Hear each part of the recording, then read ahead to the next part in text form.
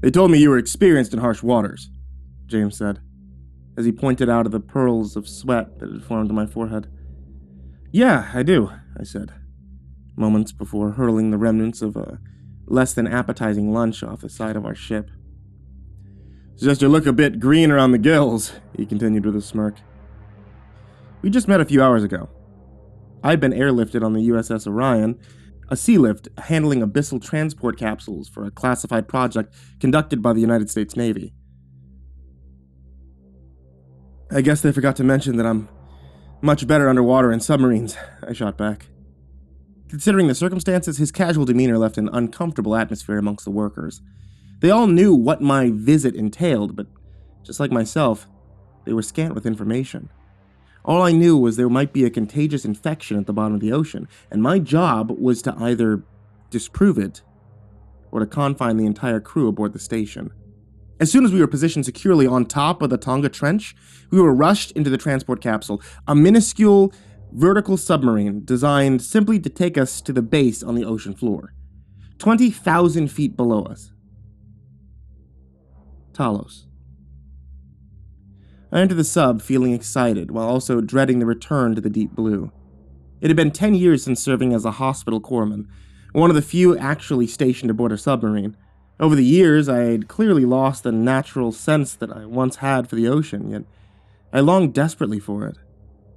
Whenever you're ready, Doc, one of the crew members said, impatiently waiting for us to drop into the abyss. I raised my thumb. As ready as I'll ever be. Go ahead. 10 feet. The Twilight Zone. The impact with the ocean lightly shook the capsule. As we submerged, my nausea quickly diminished, and a sense of peace washed over me. I was back. Outside the window, a few curious fish accompanied our journey downward. Various sea life attracted by the cargo ship following to see us off. James piloted the miniature sub, having done the trip 1,000 times before. It wasn't anything new to him. Myself, I'd never been below 2,000 feet, and never had I been able to look through the window and admire the most unexplored blue world. 3,300 feet. Midnight zone. As we sank deeper towards the abyss, the last stray rays of sunshine vanished. We had left the realm of sunshine and mankind, all in favor of the domain of darkness. First time in the abyss, right? James asked after a long bout of silence. Yeah. Served aboard a submarine for a few years, but they never go this deep. This is something else. He smiled at me. Oh, you're in for a treat then. We're going all the way down. Talos sits right at the edge of the trench. Ain't nothing quite like it. Any sea life once curious about our sub had long since retreated towards brighter areas. The rapidly increasing pressure had proven hostile to most, but some resilient little creatures had found a way to thrive in places once thought to be lifeless. Miracles of the ocean. Within an hour, we had reached a depth of 10,000 feet. Beyond the 15-inch glass pane separating us from certain death, lied nothing but everlasting darkness. For all we knew, the two of us could have been all that existed in the void, if not for the sound of the outer hull settling under the pressure, a constant reminder about the vastness of the ocean. To distract myself from the unsettling creaking sound, I asked James about the only thing I could think about. Hey, why don't you tell me more about what happened down there? James acted casual that far, but my question quickly changed his nonchalant expression to a frown. They briefed you on the surface, didn't they? Of course, but, and that'll have to do, he said firmly. 13,100 feet. The abyssal zone.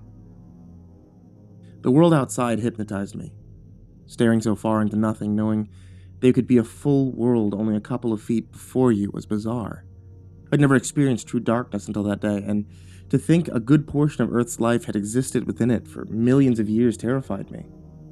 When I served aboard the USS Katakea, my captain explained why they don't put windows on submarines. We told stories about shipmates going crazy after years at sea, that the isolation or distance from the mainland never bothered any of them. He firmly believed that staring into the ocean and pondering its secrets was what truly drove men from their sanity. and to combat this, they never put windows on their vessels. Though it was clearly a tale he made up, seeing what truly lies beyond the surface brought back these memories. Maybe he was right after all. My sinister thoughts were interrupted by a dim light appearing in the distance, a red dot dancing blissfully up and down, getting closer to our little sub. It was a jellyfish. Look at that, James says as he pointed at the little creature, so fragile yet defying the deep-sea pressure. Another light joined it.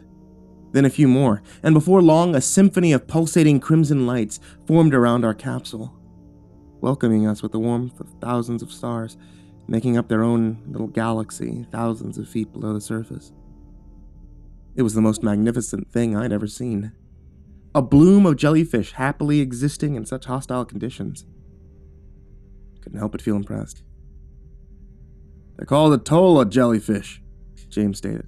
They don't usually venture this far down, but there's something about this place that seems to attract them. Usually see a few on my journey down here, but never anything like this. I just nodded in response, too mesmerized by the sight to notice what he said. But as quickly as they had appeared, they vanished, once more leaving us in absolute darkness. Hey, listen, Doc, I'm sorry about that outburst earlier, James said. I turned toward him, turning my back to the darkness for the first time. It made me feel vulnerable. You gotta understand, this ain't something we usually deal with. And Mike, well, I've known him most of my life. I know how much this sucks, believe me. Just trying to get as much information as possible, for all our sakes, I said. Yeah, well, there's nothing I could tell you anyway. Airlock's been on lockdown for the past 2 days, and we've been under strict orders not to open it until you deem it safe to do so. I didn't ask any further questions. I dealt with contagions ever since leaving the army, and 90% of the time, they were simple overreactions. 19,700 feet. The ocean basin. For the first time since we left the ship, the radio came to life, emitting a static sound, one that slowly took the shape of a man's voice. James, can you hear me? Loud and clear, Captain. Got our man from the CDC as well. We're about ready to dock. Great. The crew's getting impatient. Wait. Radio started to break up. God damn. Radio's... Dock Station A. Welcome to the Abyssal Zone, James said. Radio's been acting strange lately. Imagine giving us a state-of-the-art station, but comms from last millennium. Through the window, we could see a massive dome, lit by hundreds of lights. 3 paths stretching from its center, each lit up by different colors, making sectors A, B, and C. There was something else lit up by the station's light. At first, just obscured figures leaving shadows in the sand, but as we got closer, I realized they were fish. Hundreds, if not thousands, of dead sea creatures, littering the ocean bed, their corpses mangled from the intense pressure. Christ. The hell's up with the fish? I asked. Same as the Atolla. Something attracts them down here. They swim until their bodies break under the pressure, then they sink. What could possibly do that? There are a few theories, but from what we can tell, it's a sound that we periodically hear from the trench.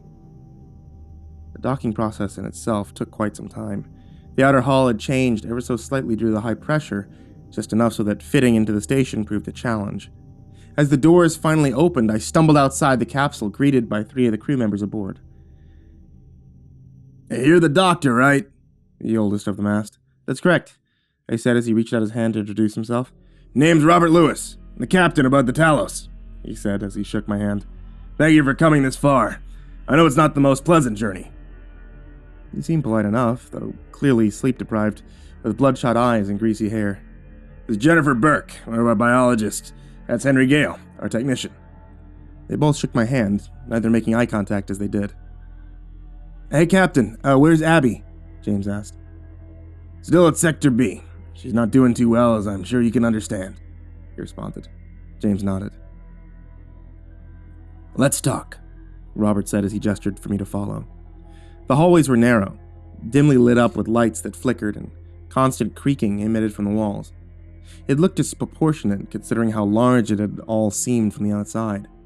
As a rather tall guy, I had to crouch down to keep my head from knocking into the ceiling. "Sorry about the grim mood," Robert said. "It's the first time we've been dealing with something like this. I'm assuming they told you about the situation on the surface?" "They did, but I have to admit I'm a bit fuzzy on the details." "As are we. Mike put himself in lockdown as soon as he returned to the station. We haven't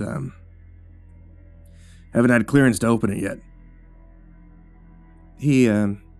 Mike, he didn't give any good reasons?" I asked. "Never got the chance. Fell over dead the second we hit the button." Robert led us into the central dome.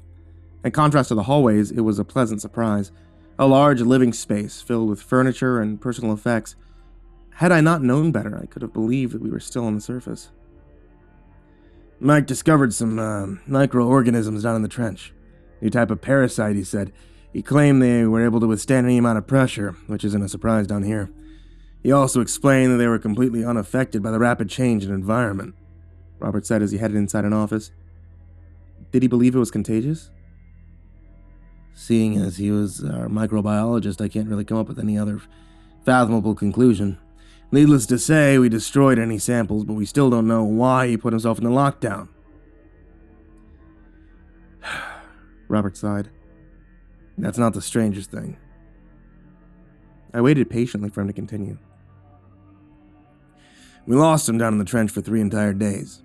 Tracking system failed, comms went down, did whatever we could do, but it was futile.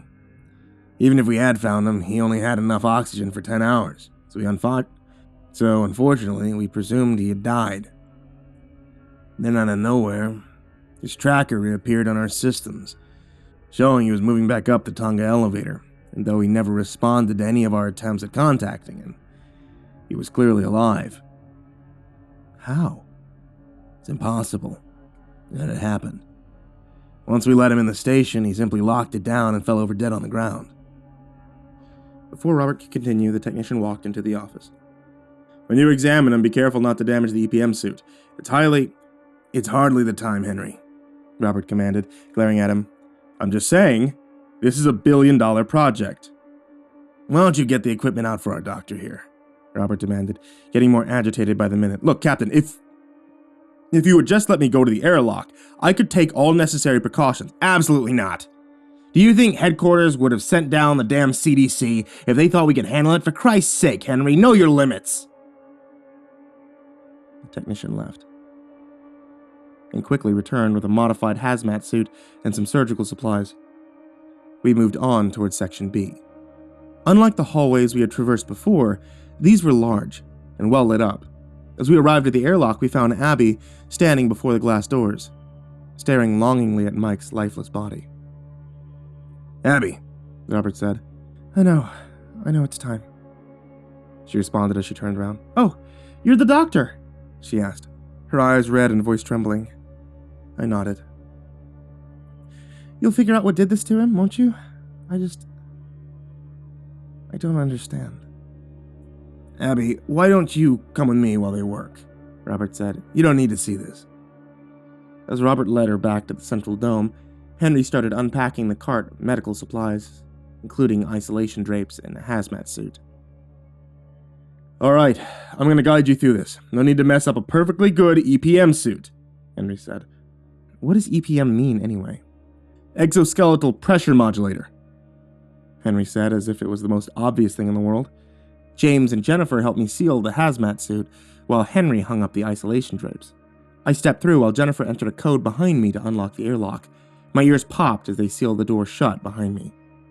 Both the drapes and airlock were translucent, meaning they could observe everything I did, in addition to a mounted camera on my shoulder for closer view, displayed on a monitor on the other side.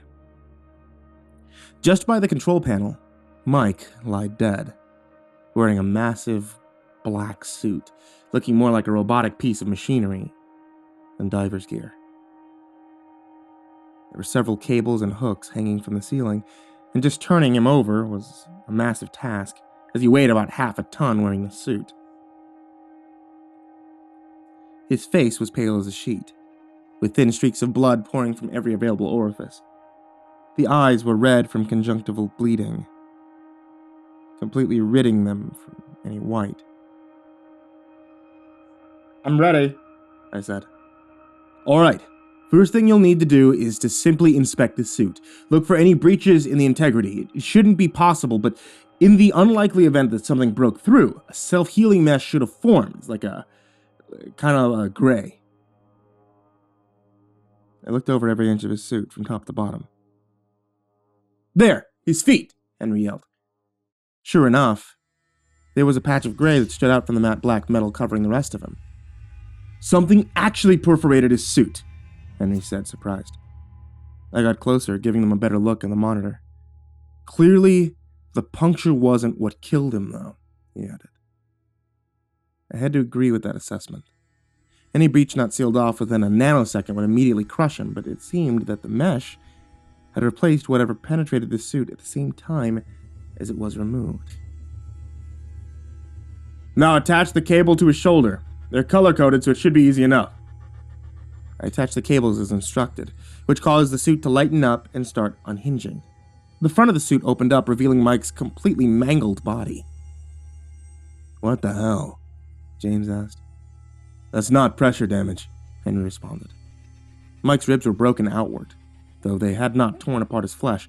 His chest seemed to have expanded to almost twice its normal size. I continued to remove the helmet, pulling it off his head. I looked into his eyes for a brief moment, baffled at what could have crushed his internal organs to essentially explode. For the briefest of moments, it seemed like his eyes moved to meet my gaze. Did you just see that? I asked. No one said a word. We all just stared at Mike, waiting for something to happen. His eyes moved again, darting in random directions as he started gargling violently, contracting his chest. Oh God, is he still alive? Jennifer asked. He opened his mouth, letting thousands of massive worms pour out into the floor. They immediately crawled in every direction, up the walls, onto the ceiling, desperately searching for a way out. Mike continued to spew out more slimy worms. His mouth tore open in the process, leaving his jaw completely unhinged before falling off. Once all the worms seemed to have evacuated his corpse, his chest tore open, revealing even larger worms. It quickly became apparent that all of his organs had been consumed, replaced with the disgusting creatures. Some of them started clinging to my suit as I swatted at them in panic. None of the others knew what to do. They could only stare at me, flailing around. As the worms touched each other, their flesh temporarily fused, forming longer versions of themselves, growing in size and then breaking off again. They wrapped around my arms and legs. I begged for someone to help me, but they couldn't do anything. Hang in there, Henry yelled as he fumbled with the panel for the airlock. Within seconds, a few small taps emerged from the ceiling, spewing what I could only assume was liquid nitrogen. Whatever it was, the worms froze in place, freezing to the point that I could break them into tiny pieces. It only took a moment, but all the worms had been killed off. And though my suit had partially protected me from the cold, I collapsed, exhausted, and shivering onto the ground. Get me the fuck out of here, I demanded, knowing full well they couldn't do that until I had dealt with the infestation. Robert had just returned to see what the commotion was about, and upon seeing what remained of Mike lying torn into pieces on the ground, he stopped in his tracks. After a minute of catching my breath, I got some sense back. With some morbid sense of humor and functioning on autopilot, I turned towards Henry. Sorry, but the suit isn't going to be salvaged. We're ejecting the whole fucking airlock as soon as I get out of here. Henry turned to Robert, pleading for him to make me reconsider despite what we had all just witnessed, but Robert took my side. After removing the recording unit from the EPM suit, I packed the entire thing into an easily ejectable container, while making sure that no worms remained in my suit. All I took was a small sample of a frozen worm, packed into a vacuum container. I exited the airlock and handed the sample over to Jennifer. She had prepared the previous parasites brought back with Mike, and I told her to get everything ready so I could determine what we were dealing with. Robert started the procedure of ejecting the airlock content, including what remained of Mike and the EPM suit. Henry pouted the entire time. James hadn't moved an inch since the event. He turned sickly pale, as if he just realized the severity of the situation.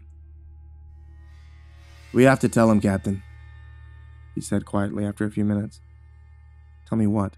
I asked while getting out of the hazmat suit. Robert took a deep breath, mulling over his option. Yeah, you're right. Tell me what? They repeated. The real reason why we're stationed down here.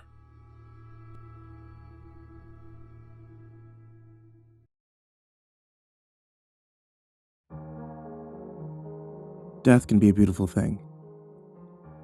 Beyond all the stigma associated around the event, it's the beginning of a world that starts directly from the end of another.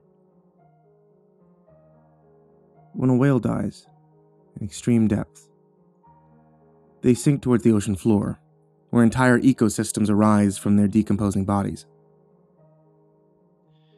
This is called a whale fall. Mike's EPM suit had left behind 3 days' worth of footage. Henry was put on the task of preparing it for viewing. While we couldn't save him, nor the suit, we could at least figure out how Mike died. As we waited, the captain decided it was time for me to learn the truth about their mission, and why no one on the surface had ever heard about the scientific wonder that was Talos. You see, you saw all the dead sea creatures littering the floor around the station? Robert asked. I recalled the hundreds of mangled fish bodies, not the most welcoming sight to the abyss. James told me there was something that compelled them to dive down here, some kind of sound. Robert nodded, and he pulled up a computer. After a moment of fumbling, he clicked on a sound file. About 5 years ago, we recorded this coming from the depths of the Tango Trench. It was an oddly synthetic sound. Like a whale's mating call had been pitched down and jumbled around. And in the midst of all of it,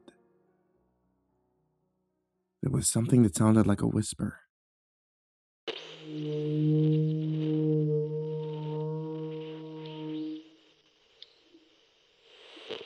They recorded something similar around the Mariana Trench. It's called the biotwang. Sound played on loop as we talked. Oddly eerie for something so innocent. We first thought it came from a whale. It's a bit distorted after traveling vast distances or instrumental interference. Then we saw how it affected the wildlife in the region. Blooms of jellyfish appeared out of nowhere, fish defying all instincts to dive towards crushing pressure. What made the sound then? I asked. Robert pulled up some pictures on the screen. Creatures similar to roundworms, but pitch black. They looked nothing like what I had just witnessed in the airlock, however. From what we can tell, they're, thus far completely undiscovered ecosystem somewhere down in the trench. Isolated for millions of years, unaffected by mass extinction events. They've evolved quite differently from life we see on the surface. It's like millions of single-cell organisms working together to form more complex creatures. Unlike ourselves, the cells can detach and rejoin at will. We've named it the Syncytium. That's what killed Mike? And they could be a part of it. What we just saw in the airlock is far more dangerous than the microorganisms we gathered here. Before we could continue, James interrupted, letting us know the footage was ready to be viewed. If they ever decide to declassify the existence of the station, they'll never mention the creatures, nor the sound that alerted us to their presence. Sure, one day, they'll hail this all as a supreme technological advancement. The truth be told, the reason why the Navy put billions and billions of dollars into this project, so that humanity could traverse the ocean floor, is simply because they want to find whatever's making that sound. Find a way of using it. Cap, they're waiting for us, James said. We gathered in the central area. Abby sat in the back, some distance away from everyone else. She seemed even worse for wear than before, frail as if she'd lost weight in the past couple of hours since meeting her. Henry controlled the footage, ready to speed through the important bits as the descent itself was quite slow. 20,000 feet. The Hattle Zone. Everything we saw would be from Mike's point of view. The footage started at the airlock, Abby standing before him with a concerned expression on her face. Hey, don't worry. I'll be back before you know it. Not like it's my first time in the depths. Not like we'd waste $1 billion on me dying anyway. She didn't seem consoled by his words. This time's different. We haven't tested the suit beyond 30,000 feet. Nah, but we tested pressure. The Suit should be able to go much further before, breaking. Henry forwarded the footage. Mike stood directly at the edge of the Tonga Trench. To his left, a platform extended even further down towards the Hattle Zone. An elevator sat at the platform's center. A short distance down the trench, he saw endlessly long tendrils, gently swaying with the current. They belonged to the body of a malformed creature, looking like it couldn't possibly control its long appendages, yet it seemed unfazed by the depths. "Guys, you seeing this?" he said excitedly as he pointed at the bizarre thing. "It's a Magnapena squid!" He almost jogged along the edge to get a better view, the suit audibly exhausted by the effort. "Don't put too much strain on the suit," Henry interjected over the radio. "It'll be fine! What else did they pay for?" As he got closer to the squid, another popped up behind it, one with even longer appendages. "Ah, damn. Never thought I'd see one up so close." "Stop messing around and get on the elevator," Henry demanded. "Fine. Let's not enjoy our job, then," Mike responded. He boarded the elevator and strapped himself in. The journey would take him another 15,000 feet into the abyss. It was a loud, sturdy piece of machinery able to withstand the immense pressure of the dreaded Hattle Zone. Mike himself would control the speed of the descent, only handing over control to Henry should something happen. Not long after the descent started, Mike stalled the elevator. "Hey, suit's making a weird noise," he said. "That's normal. It's adjusting to the pressure change. We told you it would happen the deeper you go." "Yeah, I know, but..." "You'll be fine." 27,000 feet. Once more, Mike stopped the elevator, directing his gaze at the edge sticking out from the cliffside. On it lay the corpse of a bow-headed whale, almost half a planet away from its natural habitat. The whale had been partially hollowed out, riddled with deep sea eels and tiny eyeless fish, an entire ecosystem thriving from its death. "How'd that whale get here?" "It died like all the other creatures down here." "Yeah, but it's a bowhead. At least I think it is. Don't they live around the Arctic?" "Just continue the descent." 35,433 feet. Horizon deep. The elevator reached the bottom of the trench after about an hour, allowing Mike to finally unbuckle himself from his seat. He grabbed a box of beacons to allow the next person to easier navigate the area. After stepping off the platform and getting away from its bright lights, it became abundantly clear that the bottom of the ocean was far from empty, and that the entire bed was covered in previously undiscovered life.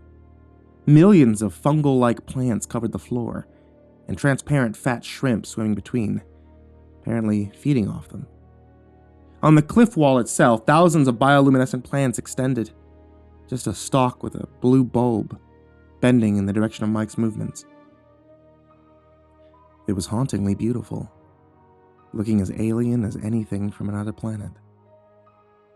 He continued along the cliffside, putting down a beacon every 100 feet or so.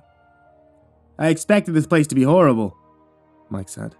"You know, being named after the god of the underworld and all." No one responded to his comment. "Guys, you still hear me, right?" "Yes, Mike, we can hear you," Henry said. "We're here to work, not make stupid quips." "Has anyone ever told you how much better life can be if you at least try to enjoy it? Henry, stop being such a killjoy. You're making history down here." Henry didn't respond. "How about you hand Abby the radio? Hell, I'd rather listen to the captain ramble about protocol going on and... Mike stopped dead in his tracks. Reaching the end of the cliff before him was a steep fall, leading down into an endless chasm of darkness. Henry, are you sure the elevator took me all the way to the bottom of the trench?" he asked as he stared into the abyss. "Yeah, you're 35,000 feet. "Well, it's just that, it's just that I'm standing at the edge of the cliff, and, this is clearly not the bottom of the ocean." "That's impossible. We surveyed the entire area with sonar." Well, I'm telling you, The ground beneath Mike crumbled to pieces. He slid off the edge of the cliff and dove further into the deep. The darkness now surrounding him was absolute. Nothing could possibly help him orient himself as he fell. To fall in the ocean was a much slower process, giving him time to think what kind of fate awaited him as he sunk to the depths, never before known by mankind. He called out for his crew members while desperately clawing at the cliff, but even with the suit, he was unable to slow his descent. As he got deeper, the suit started emitting a loud beep, alarms to alert to rapid pressure changes exceeding 16,000 psi, but before he could even react, he hit the ground hard. Mike fell silent, passed out from the impact. Unknown depths. The void. Minutes after landing in unknown depths, Mike awoke to the sound of his suit beeping. The suit had held its ground and was starting to adjust to the new pressure. The manometer was broken, and with his tracking device malfunctioning, we could only try to guess how far he'd fallen. Mike grunted as he got to his feet, taking some time to figure out what had happened. "Henry, you there?" he finally said. No response. "Captain! Anyone?" Apart from a few malfunctioning instruments, most of the suit seemed intact. No contact could be made with the base. Everything past that point would be after the comms went down. We all patiently awaited to learn of Mike's fate. Despite having fallen far beyond what we believed to be the ocean floor, he had just landed on another plateau, with an endless distance still progressing downward. The abyss was ever present, taunting us with its emptiness. "Please respond," he begged. Defeated. He activated the beacon still attached to him and checked his surroundings. He had landed directly in front of a cave leading inside the cliff wall and moving steeply upwards. While protocol strictly dictated to wait for rescue in these situations, we could hear a gargled sound emitting from the cave. Whatever it was, it compelled Mike to check out the cave. The walls inside were perfectly smooth, an impossible formation of rocks reflecting the bright light shining from the EPM suit, lighting up the cave as far as it stretched. Mike stared at the shining walls for a moment, adjusting the light. They had seemed smooth at an angle, but when light was pointed directly at them, it uncovered bizarre patterns, like symbols, not corresponding to any known language. While he studied the symbols, a loud sound shook through the cave, almost sweeping Mike off his feet. It sounded similar to the biotwang, but with slight differences. The rhythm was changed. It seemed to put Mike further into a trance, and he diligently followed the source, ignoring any chance of rescue the further he went. The cave led to a much larger cavern, extending beyond the reach of any light source that he had available. Unlike the tunnels, these walls weren't smooth, but were covered in millions of tiny holes, each perfectly round, each identical to the last. Upon closer inspection, the holes weren't empty, but filled with worms, just like the ones we'd seen spew out of his body inside the airlock. They wriggled and reached out for Mike as he walked through the cave, pulled toward the sound in the distance, getting louder with each passing step. The deeper he got, the less he seemed distracted by the holes, which were growing in size along with the worms. Mike's only hypnotic objective was to reach the sound. On top of the worms, spindly, long-legged creatures walked across. They looked like shell-less spider crabs, dipping their limbs into the worms, merging temporarily while seeming to feed them. For each dip into the holes, their limbs grew shorter, while the worms expanded. Eventually, he reached the corner of the cave, and with it, the source of the sound. It was a half-consumed whale calf attached to the wall, bound by hundreds of massive worms extending into its torn flesh. Despite being half-eaten and broken beyond any chance at life, it somehow didn't succumb, as if the worms themselves kept it alive, involuntarily life-supporting it, repurposed for their own needs. The calf gaped open its half-eaten jaw, so mangled, Mike could see straight into its vocal cords, which were also covered in the worms, tugging and moving them into position. The whale screamed, emitting another jumbled sound that pulled Mike ever closer. While Mike was distracted, several worms had emerged from their holes, rapidly swarming around him. Within seconds, they had joined together, wrapping around his legs and climbing up the suit. It temporarily brought Mike back to sanity as he tried to tear the worms off, but they were far faster than him, trapped inside a slow metal box.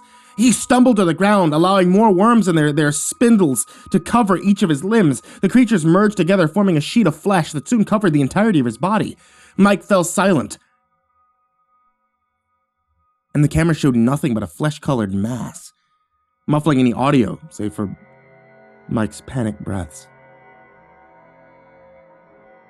He screamed as a loud bang almost broke the speakers.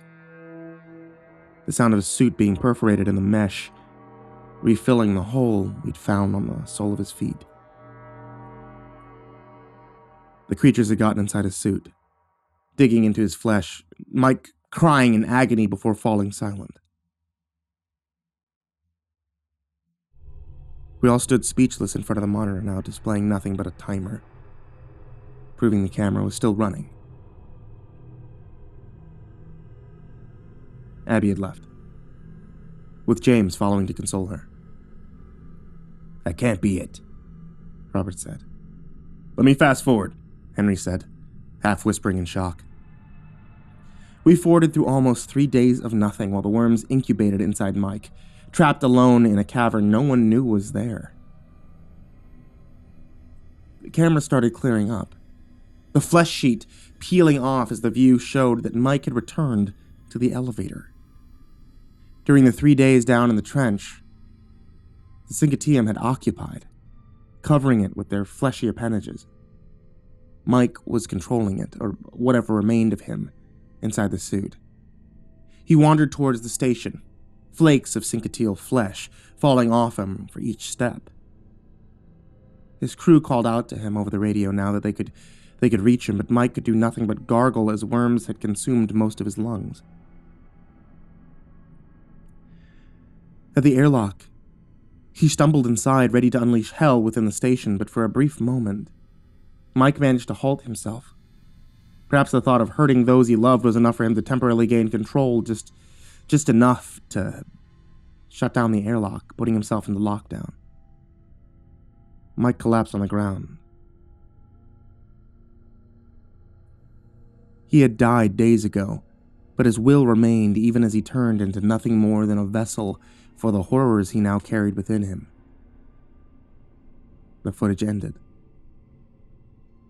We stood in silence for a moment, none of us daring to speak a word about Mike's cause of death. I hardly believed it, despite having almost fallen victim to the same fate. "Henry, call headquarters. Tell them we're shutting this project down," Robert said, breaking the silence. "Jennifer, destroy the sample from the airlock. It's still sealed, right?" Jennifer nodded before heading towards the lab. "We need to make sure that whatever this is stays in the abyss." I joined Henry as he attempted to call headquarters. The radio returned nothing more than jumbled static.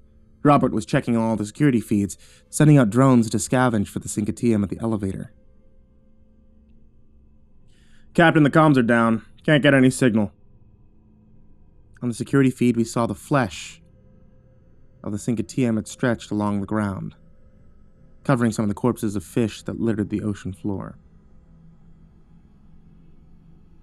It was impossibly large, using the elevator and platform as a scaffold for climbing up towards the station. A loud metallic clang sounded through the station, followed by an alarm.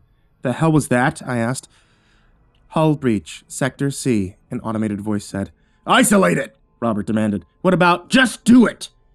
Henry frantically tried to navigate the security system, attempting to get an idea as to the extent of the damage. "What's in Sector C?" I asked. "It's the lab. Fucking hell, I hope Jennifer didn't get there yet." While the station sealed, trapping anyone inside, another loud bang shook us. The alarm sounded again. "Hull breach, Sector B." Fuck, what now?" Henry asked.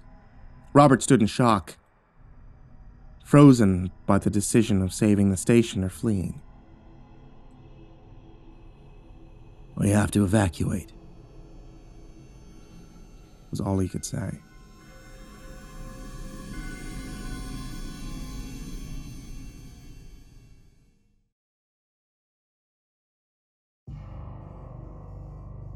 Most of my old crew, after leaving the Navy, struggled to get over their longing for the ocean. Such was the case for my submarine captain, Louis Johnson. He always claimed the sea would be his final resting place, where he truly belonged. And following his honorable discharge, he went straight into hyperbaric pipeline welding. It's a dangerous job, where the only enemy is invisible, always stalking each dive, each new mission. A foe that can't be sensed, but with the ability to destroy everything you're in a split second. Pressure. Maybe I'm cursed, unable to live on land with my own people, but at least I'll die where I belong, he had said. Johnson would be lucky enough to forever be united with his one true love at a sight of a burst pipe. One that took him away. Finally making him one with the deep blue sea.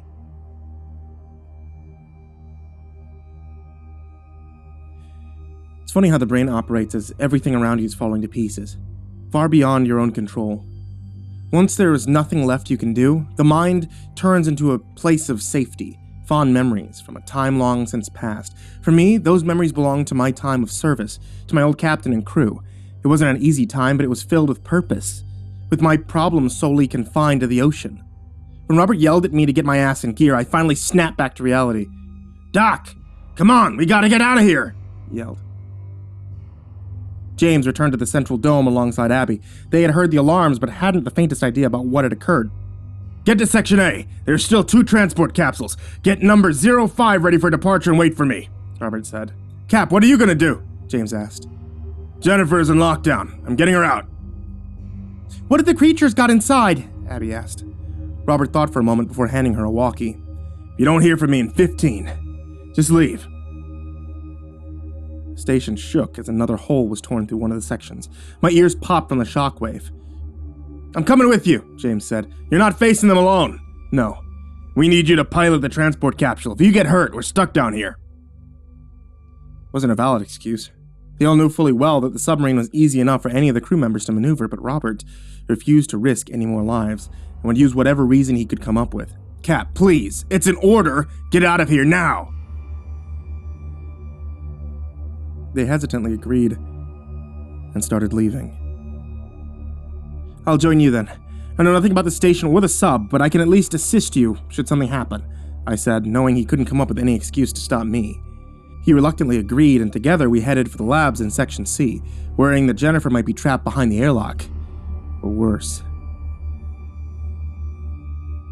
Drowning is a horrible way to die.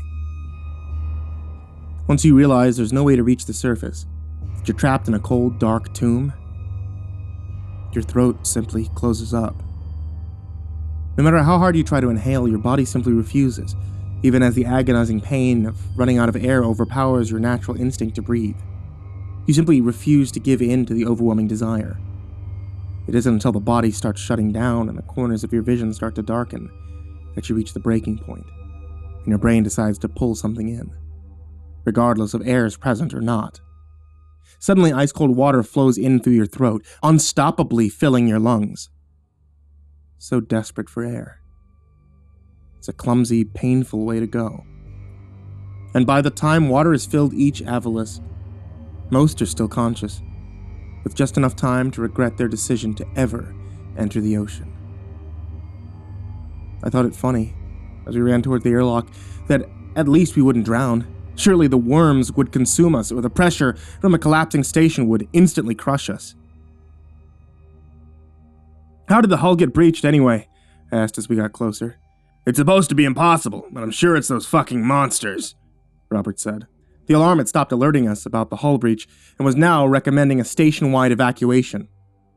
"Warning. Hull integrity severely compromised. All crew report to designated docking stations," it said. "How much time do we have?" "Not enough." As we turned the corner at Section C, we saw Jennifer sitting against the wall on the wrong side of the airlock. It took a moment to realize the horrors of her situation. We saw her legs fused with the flesh of the Syncytium. They had started eating away at her lower body, digging their way through her flesh and rapidly replacing her organs with their own meat. Despite it all, she remained conscious. "Jen!" Robert said. the only word he could muster from the shock of what lay in front of our eyes. She slowly turned her head towards us with her eyes red from the hemorrhaging, as worms had consumed her insides. "Captain, is that you?" she said, weakly, blind from blood filling the inside of her eyes. I'm here, Jen."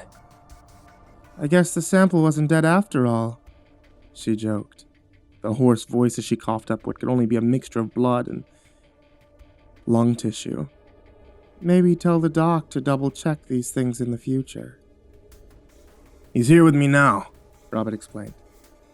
"So sorry, Jen. I know.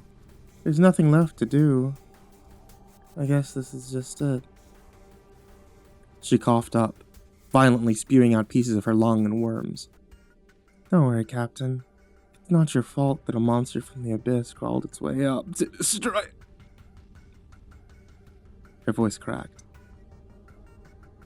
I looked over at Robert. He looked horrified, but couldn't take his eyes off her. "It really hurts. Please, eject this section. I just want it to be over." Robert nodded, forgetting that she couldn't see him. I went over to the control panel. It was fairly easy to use, especially after having witnessed Henry mess with it before. All I needed was the passcode. I thought it wouldn't be right to let Robert essentially execute her himself. "I'll do it," I assured them. "Rob," Jennifer said. "Yes?" "Don't let these fuckers get to the surface. Promise me that much." "I promise." Her abdomen started bulging out. She screamed in pain as the worm started tearing open her stomach. "Captain, the code," I asked. He told me the numbers and I input them without hesitation. Years of watching people suffer a prolonged death, knowing that we could do nothing but pointlessly extend their lives, had desensitized me to pulling the plug. Immediately, hatches opened on the walls and alarms sounded as water started pouring in, but since the hull had already been partially breached, they quickly collapsed in on themselves. Within seconds, Jennifer had died. "Let's get out of here," Robert said. We ran back towards the central area. We had traversed the entire station to get towards Section A. It was the only remaining escape, but as we got to the offices, we could hear something moving within the walls, knocking their way through the pipes. "The pumps!" Robert yelled. "They're getting in through the fucking pumps!" Talos's pumps were ancient machinery compared to the rest of the station.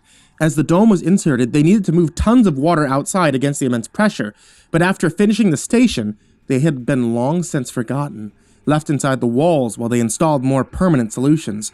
Before we could react, the walls broke open, and the Syncatium poured itself through the holes, taking the shape of malformed flesh, extending rapidly against the walls. We were cut off from the escape, with only the office available as temporary refuge from the oncoming swarm of worms and flow of flesh, but our safe haven would quickly become nothing more than another prison to extend our survival. "Won't hold him for long," Robert said. "What now?" Robert went straight for his desk, pulling out a pistol from the top drawer. "You brought a gun to the bottom of the ocean?" I asked. "You didn't?" he shot back. "Never know when you might have to quell a mutiny." He could tell I wasn't amused. We both knew a gun wouldn't slow them down significantly, but any help was welcome. He continued to rummage through the closet in the room, eventually pulling out 2 unused hazmat suits, just like the one I had used while inspecting Mike. "Kept you safe inside the airlock. The worms won't penetrate the suit, right?" Robert asked with pleading eyes. "Look, they breached the EMP suit. One made out of fucking metal. I don't think these will make a big difference. Might slow them down, but that's it." "Oh, it's our best shot." The worms had started to pile up on the door, forming a contracting mesh, slightly cracking the glass. "Now or never.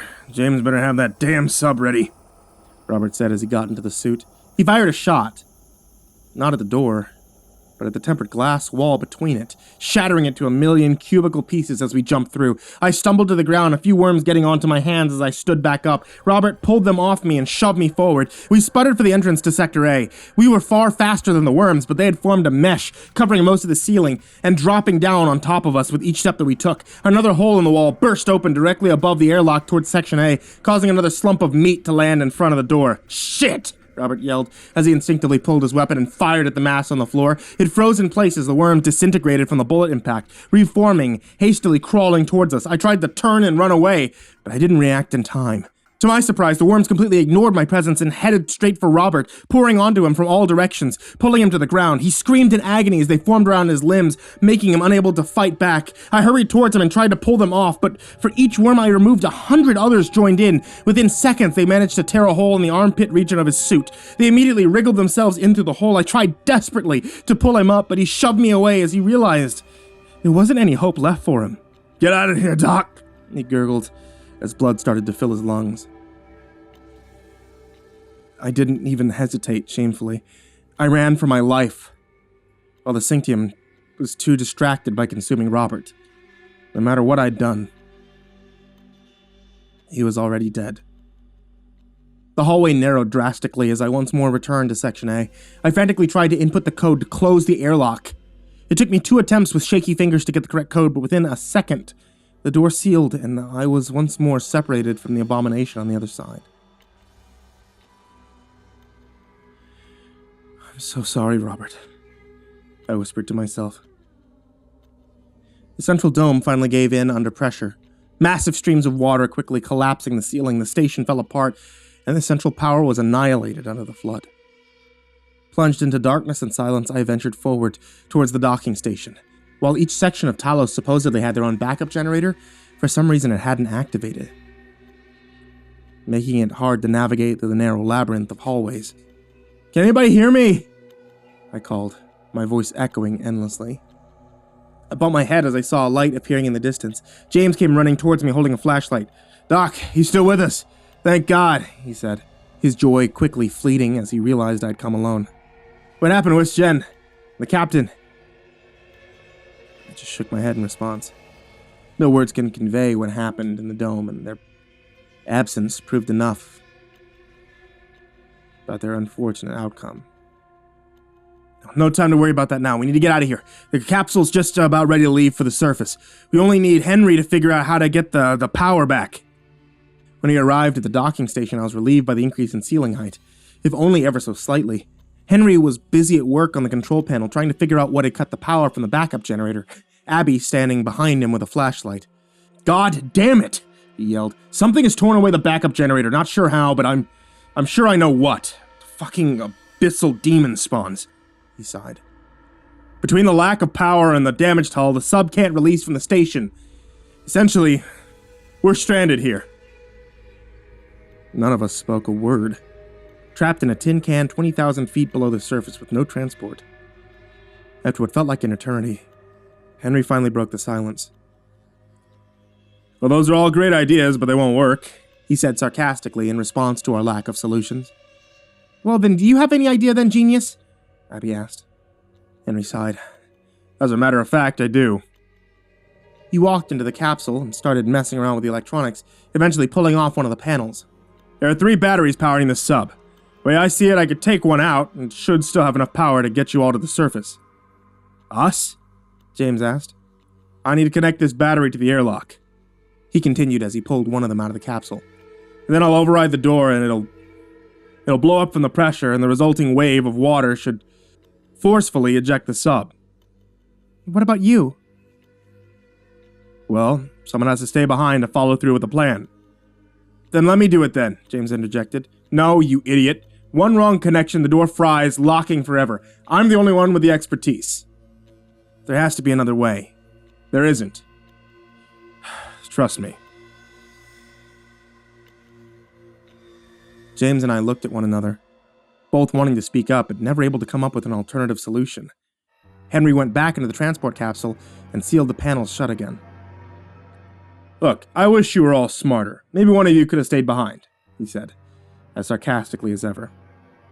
But for the first time, with the slightest smirk on his face. "Thank you," I said. "Yeah, well, time for you to go," he said as he shut the door to the capsule. We watched as Henry walked away for the last time, ready to face his fate. An asshole to the bitter end, but one with a kind heart. Like his other perished crewmates, he'd forever remain at the ocean basin, never again witnessing sunlight. Time went on forever while we waited for a wave of water that might just as likely crush us in an instant. But with a ton of luck, we'd be ejected out from the station, and from there we could reach the surface. It would be the most violent takeoff in the station's history, but also the last. Minutes later, we heard the sound of the airlock opening before shattering to pieces under the immense pressure of exploding water and the cincatiel flesh. It only took about 10 seconds for the wave to hit us, and we shot out of the Talos, the hallway behind us falling apart as we did. It hit us hard and roughed us up a bit, but we survived. James took control of the vessel and didn't hesitate to start ascending towards the surface.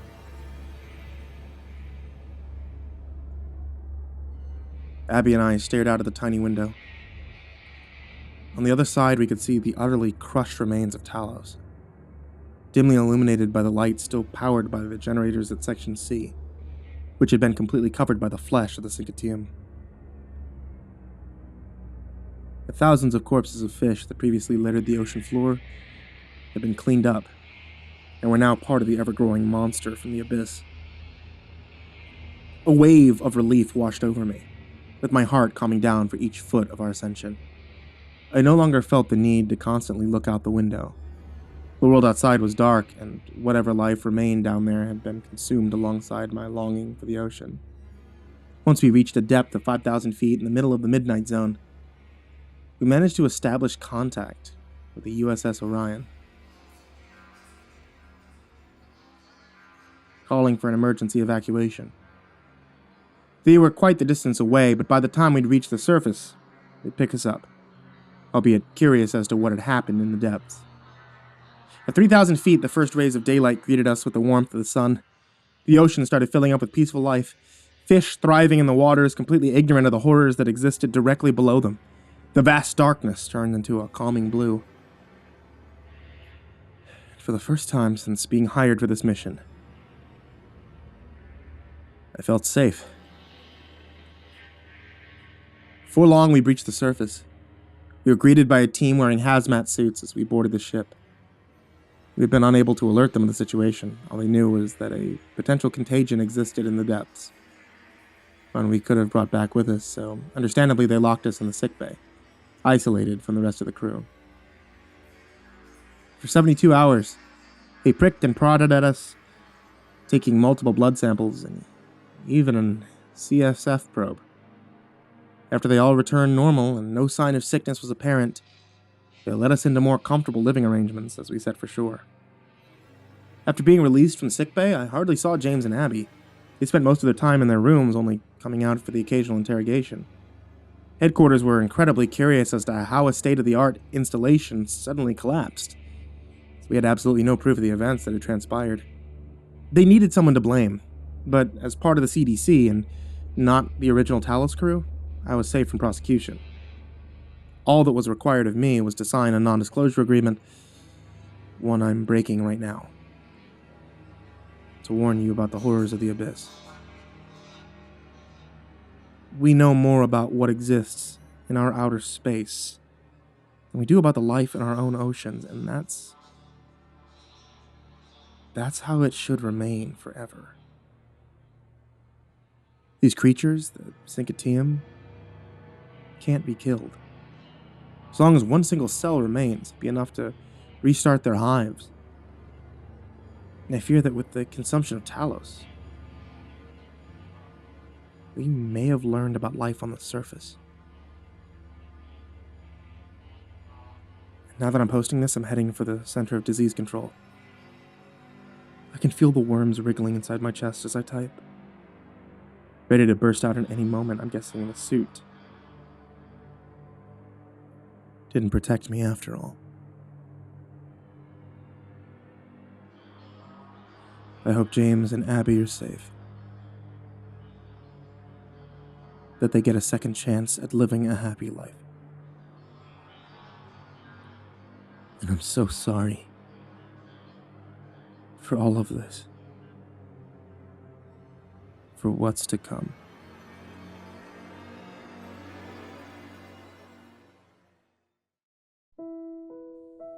Hey there kids, it's me, MrCreepyPasta, and I just wanted to give a big thank you to you for watching tonight's video, or listening to tonight's podcast episode, for clicking on this MrCreepyPasta Storytime.